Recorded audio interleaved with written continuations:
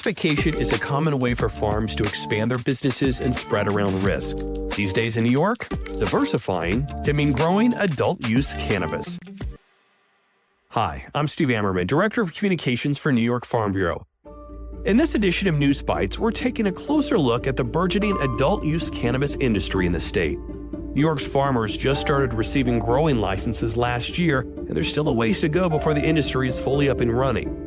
We'll speak to a farmer who's growing the crop, but first, we want to better understand the rules and regulations behind it in New York. Renee St. Jacques is Senior Director of Public Policy for New York Farm Bureau and is the staff representative to the organization's Cannabis Committee. Hi, Renee. Hello, Steve. Thanks for joining us today for News Bites. So we are talking about cannabis, adult use cannabis here in New York State. Farmers who are growing it are about to begin their second growing season. The industry is still rolling out in New York State, much to some people's chagrin. It's been a slow process for some. Talk about where things stand right now for the adult use cannabis industry here in New York. So the Office of Cannabis Management is coming together. They're still, I've heard, only 50% capacity right now for staff flow, but they're putting things together. They're rolling out licenses, maybe a little slower than some people wanted, but altogether to begin a new market and a new agency, new system, that's pretty good so far. There are the conditional cultivator adult use cannabis licenses that have gone out to hemp farmers. And so last year they had their growing season. There are also some who are growing indoors, but many are growing outdoors. And they have their first crop. And the processor licenses are coming out. Those are few and far between so far, it seems like, but still able to take some of the crop that our farmers have been growing. And then the retail dispensary licenses are rolling out. And those are critical because we need somewhere to sell this product. The licensed farmers for adult use cannabis, they've been able to sell some lightly processed cannabis flower at this point, but for the most part, they have to send their product to get processed and then go to the retail dispensaries. So it's been a slow rollout, but it's going well, and I think it's promising. And we've just been there trying to support farmers as they enter this new market. So let's discuss that side of things. What is New York Farm Bureau's role in all of this, and what is our position on adult use cannabis? We support the farmers' ability to get into this new market, and so any issues that farmers are coming across, the ones who have received the licenses, as they work with the Office of Cannabis Management to comply with the license requirements and then grow the crop. Any issues that they're having, they're communicating with myself, with New York Farm Bureau staff, and we're communicating that with the Office of Cannabis Management and maybe with legislators as well, if there's issues when it comes to changes that are needed in legislation. And so we've just trying to keep that communication going, be that communication person or figure for the farmers so that make sure they have a voice as the market gets going. And so there are maybe some issues that come along that we need New York Farm Bureau policy on, so we can go through our policy development process. But for the most part, we have a lot of policy related to adult use cannabis, and we can help the farmers when they come across these issues. And from a staff perspective, you are that point person, and New York Farm Bureau has a committee. You know, we have a number of committees for different commodities, but we've created one for adult use cannabis, and these are farmers who are on this committee who you work with. Is that correct? Yes, yep. So we have a cannabis committee, and that committee is made up of farmers who are in the adult use cannabis market or are seeking to do that. Also, farmers who are growing industrial hemp for hemp and fiber, for fiber and seeds, and farmers who are growing CBD hemp, so hemp for CBD products. And all of them come together to give guidance, give feedback on issues in the cannabis industry as a whole, and provide comments when it comes to regulation and help with policy development as well when it comes to policy development season for New York Farm Bureau. And so they've been really helpful in providing that really critical feedback on these issues. And even though adult use cannabis is coming up a lot now because there's so many changes going on, we're still also talking about issues in trying to bring the industrial hemp market up to date and helping those farmers, and also the CBD hemp as well. So what are the opportunities that exist for farmers in this new industry? So certainly opportunities for the hemp farmers who already gotten into the adult use cannabis sphere. They've gotten the licenses, and they're still going to have to, as the regulations come out, they're going to have to get regular licenses eventually. But this is also a new opportunity for people who are looking to get into the adult use cannabis market once the regular licenses are available, because right now it's just been conditional licenses, and those conditional licenses will expire from 2 years from when they were given out. And so they'll have another growing season. But right now, the regulations that were put in place, proposed through the MRTA, the Marijuana Taxation Act there, they were up for public comment period a couple months ago, and they will be released. Those revised regulations will be released in May, hopefully, and be up for another 45-day public comment period, which Farm Bureau, of course, will review and provide comments on. And then once those regulations are reviewed again by the Office of Cannabis Management, they will hopefully put those regulations finalized out for the public to see by the end of the year, and hopefully those licenses will be available then. And there are a few different licenses proposed in that regulation. There's a micro business license, there's a nursery license, so there's different options for farmers to get into this industry. And the farmers who are already growing adult use cannabis right now, they're going to have to transition to those regular licenses.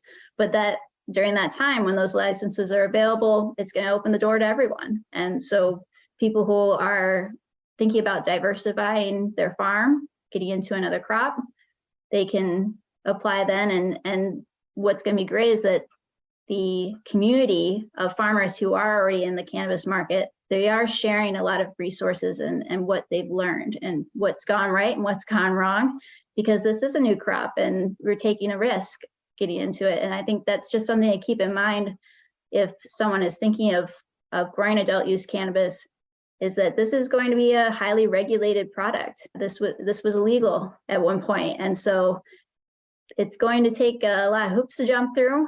But we're here to support. New York Farm Bureau is here to support you. And if you want to take that step, I think it's going to be worth it for a lot of people, but have to be ready to sign a lot of deadlines and double check everything. But I think it'll be worth it in the end, and we'll be there to help out. And hopefully that means then talking about how the regulations could be rolling out with the public comment periods, we're finally seeing maybe light at the end of the tunnel for those farmers. Yes, thank you. Thankfully, it's going to all come together, and working with the Office of Cannabis Management, they're figuring out what's working and what's not working, and they've been very receptive to the issues that we bring to them. And hopefully, by the end of the year, they're going to have a license program where they can take these license applications and be able to support the applicants as they go through this process. And also I'm hearing a lot from the Cannabis Control Board members, the advisory board, people involved in the Office of Cannabis Management, and our leaders in the legislature. They really want to support farmers being able to get into this market and have it be, really a New York farm product that's going to the shelves in our retail dispensaries. And I think that's very promising to hear.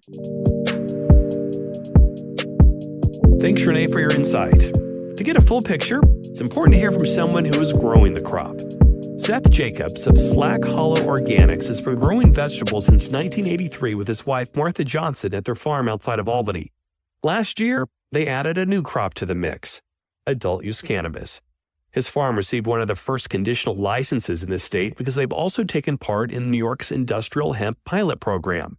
We met up with Seth in the middle of his cannabis field and asked him why his family chose to diversify in this way. We were looking to retire from the vegetable business, but we didn't really quite see the way out, and the boys were trying to help us through it. But they didn't want to stick around and work as hard as we did for the kind of money their parents made. So it didn't look like the future was there, and then the hemp growers, of which we were one, were given this opportunity.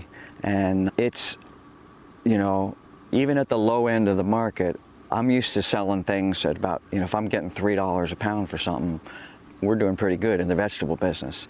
And if I can grow a lot of that, I will. But at the low end here, for this first outdoor grow, we're being offered 2 orders of magnitude more than that. Well, no, $300 a pound. So yeah, 2 orders of magnitude more. So what farmer wouldn't grow something for 2 orders of magnitude more money? It's just a plant, and the flower's what they want, and we can grow 3, 4, 5,000 pounds on an acre. It's hard to imagine a farmer that had been sustaining himself from farming all these years who wouldn't take this opportunity. So it was the opportunity of a lifetime, and it just happened to come along at this time of life. So, but we do have a boy, another generation coming along, and so we're thinking of them too. What is this going to allow your farm to do if this takes off the way you're hoping it will take off? Yeah, well, we're still crafting our hopes here based on how things play out. But yes, the prospects look quite good. It's amazing to be in a farmer and to be in a position to say that. For the future, well, whose old farmhouse couldn't use a lot of work? So there's always that. And it sure would be nice to just get that all done, taken care of. We are crafting our vision for what kind of cannabis manufacturing infrastructure we want to have on the farm. But in order to do that, we need to raise capital. So we have our short-term plan is to raise capital with this autoflower crop that we grew, and longer term, we would like to develop the farm's resources so that it's more resilient in the face of climate change, and I think the demands that will be put on a piece of land like this, given the activities in the future, because I think this will be a very agricultural area of great significance because of rising sea levels, loss of farmland to simply desertification. And all the forecast climate models show that rainfall will continue in the Northeast enough to support agriculture. It may be more sudden or violent, or there may be longer droughts, longer rainy spells, heavier rainfalls, but all indications are that the Northeast will remain agricultural. Does that bode well for the future of New York agriculture, the fact that simply by location we'll be able to adapt better than other parts of the country and world? Location and elevation, yeah. Yeah, I mean, New York's already a powerhouse agriculturally, and we're limited. If we didn't have the winter, we'd be same as California. And if you drive around Western New York in the fall, it looks just like California. There's farm produce going every which way on every road. It's quite spectacular. But yes, I think that's only going to increase the importance of New York agriculture. Where do you see, and maybe I'm repeating a little bit, but in terms of the future of, you're taking advantage of diversification. You're hoping to build, a future for your family business and for your children. How optimistic are you about the future of agriculture with the challenges but the opportunities that exist? Well, everybody's got to eat. What can I say? Agriculture's not going anywhere. It's just going to get harder, and the areas that are suitable for agriculture and remain suitable are going to have a lot more demands put on them, in the form of, good prices for crops that that society needs. Did you ever foresee your farm doing this? I know you were ready to retire. The cannabis? Yeah. Absolutely. I've been dreaming of this day since I was 20 years old. And absolutely, yeah. This is, for many of us, this is a dream come true, a long time dream come true. Why? Well, it's a great plant for one thing. It's a real fun plant to grow. It's not that hard. It's pretty easy to grow good good marijuana. And it's an exciting plant to be around because humanity's had a deep relationship with this plant for millennia, okay? And whether we know it or not, everybody's got kind of a primal connection to this plant. And you can see it on the faces of people who see a mature flowering marijuana plant for their first time. It almost never fails to grab people's attention. So it's fun to work around a plant like that. And it's medicine. I mean, it's medicine. It's way better for you than a lot of the drugs people like to take on a regular basis. And with edibles, it can be consumed in a pretty benign way. It's not harmful to the body. So last question, I think for me is just, you were talking about, the regulatory challenges as New York tries to figure out the best pathway forward. Yeah. How is that going for you? And any words of advice for policymakers, industry experts, anybody who may be seeing this? Just any suggestions? Yeah. Well, it's good that the OCM is asking the same question you just did of us all the time. They're saying, if you have input, we need that input because we're crafting this as we go. Yeah.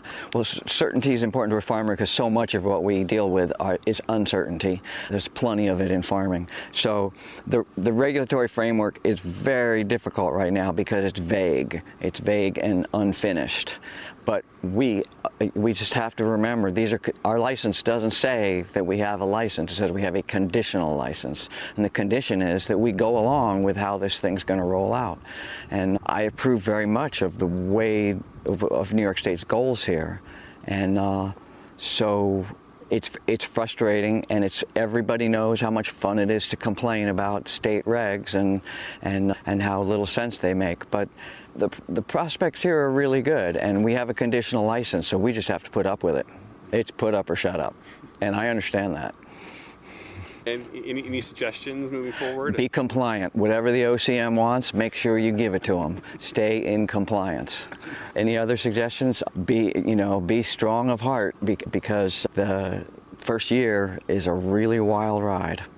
So this is not for the faint-hearted. And when all the institutions cast you out into the wilderness, you have to profoundly question, why am I doing this? We asked Seth what he thinks about the future of the crop will ultimately be in New York State. The future of the cannabis thing in New York is huge. As long as we're not trading, once you start trading across state lines, it becomes fully legalized, and then the growing side will be commodified, and that means the price will go straight to the cost of production. And that's why, if you want it to be successful and you keep it within the state, don't know if that'll be possible in the long run, and you regulate it carefully so that you're not having an oversupply. A state like California has 3 times the legal grow that it needs, so you can imagine what that does to the price. Yeah. So right now, and let's always keep in mind that New York State currently is having its needs met for cannabis production, but it's places like California who are suffering from such low prices that it's wildly profitable to bring it over here and sell it in New York. The future, if they keep it small and diversified amongst a lot of small farms, it could be an amazing thing for upstate communities. It could be a real game changer. Yeah. How many varieties do you have? We probably have about a dozen out here. We have about 1,000 plants, mostly in lots of 100. But we have a few trial areas, and we're growing a few of the original strains just to see what the plant used to be like and so on. And you think 50% potentially on the process side, the edibles, the vapes, the other 50% for the flowers?